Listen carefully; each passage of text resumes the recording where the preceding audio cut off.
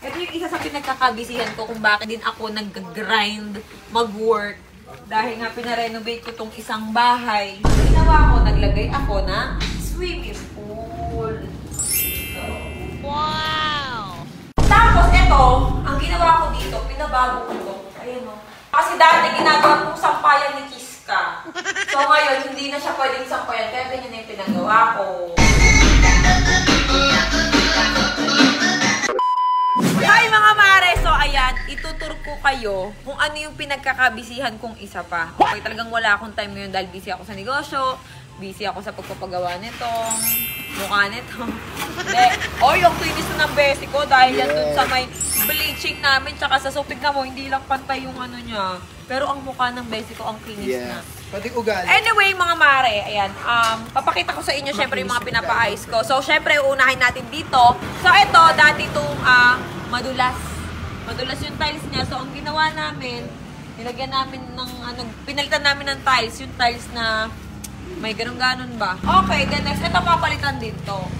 Tapos, ito, hindi pa ito yung kulay kasi ayoko ng kulay red. Ang gusto ko, gagawin namin yung, ibabalik namin yung dating color, yung color yellow.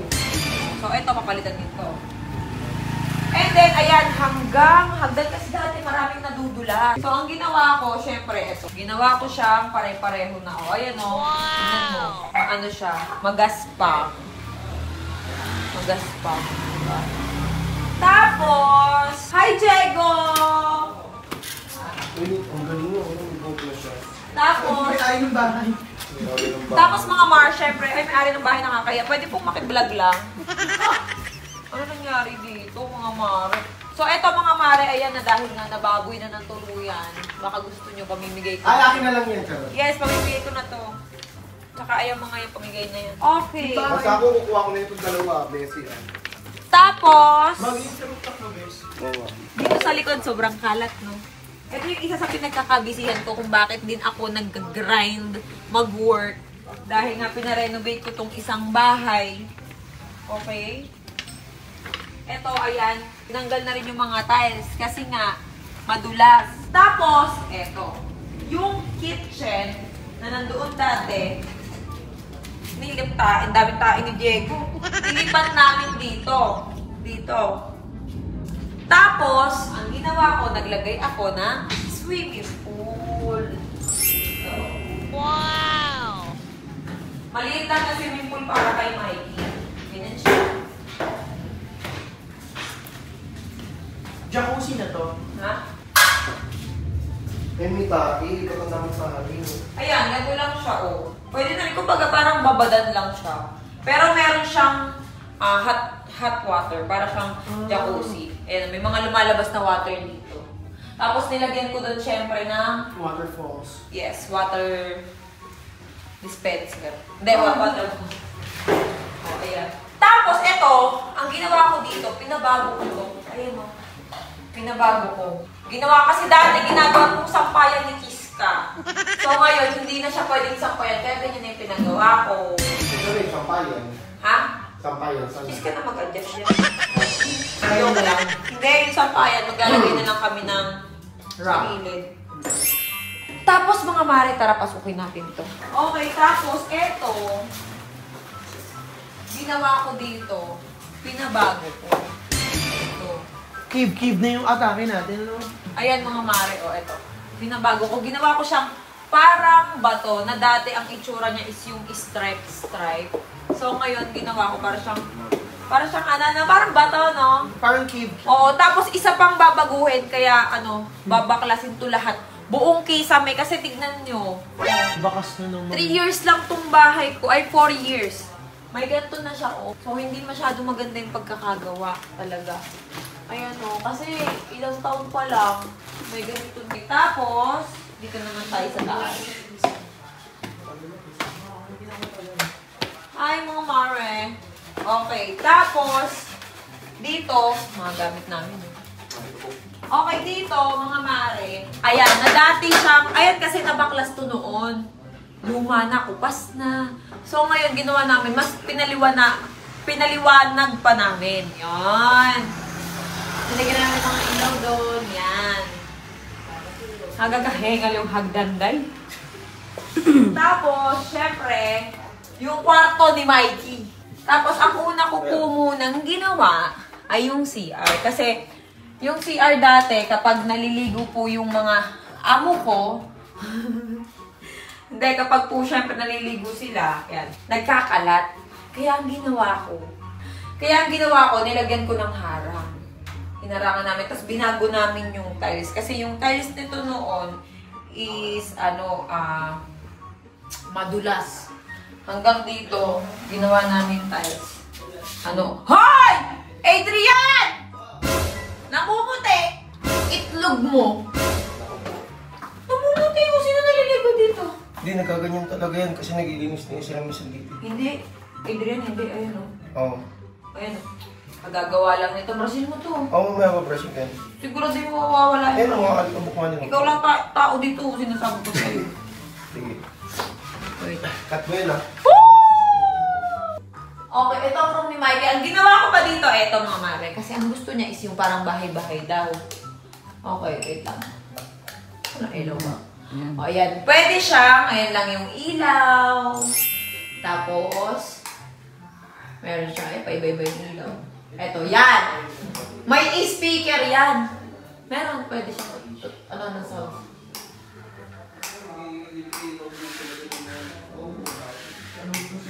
May Bluetooth yan eh. Wait lang ah. Naiiba-iba yung color niyan.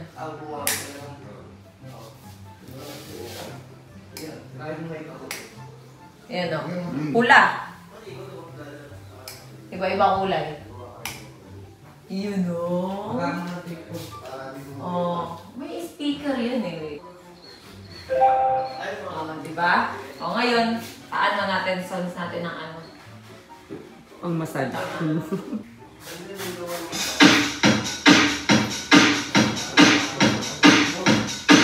Ang galing na may speaker.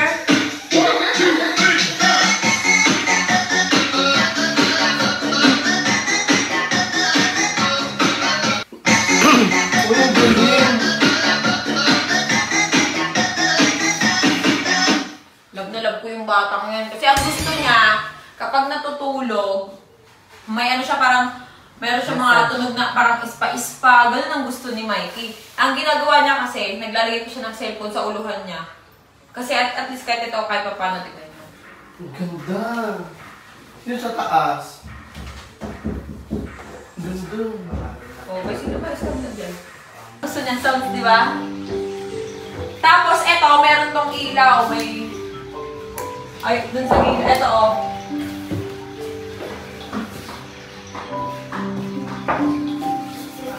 Ito dito sa taas. Di ba dyan na? Ito. Pwede siya dito matugtog. Hi, Marty! Ayan na, may ilaw sa gilid. Oh, di ba? Bessie, dito na ako matutulog.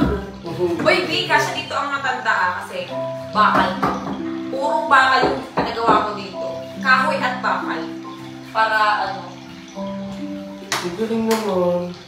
diba? Tapos may curtain dito. Ito yung gusto niya. Lahat ng gusto mo may ibibigay ng mami. Maganda para siyang bahay ng Barbie. Galing na may speaker. Tapos may ilaw pa yun, di ba? Oo, tapos eto yung cabinet niya. May ilaw yan ng ganyan switch. Eto yung cabinet niya, hindi pa nalalagyan ng ano yun. Tapos, dito yung TV niya. O, diba?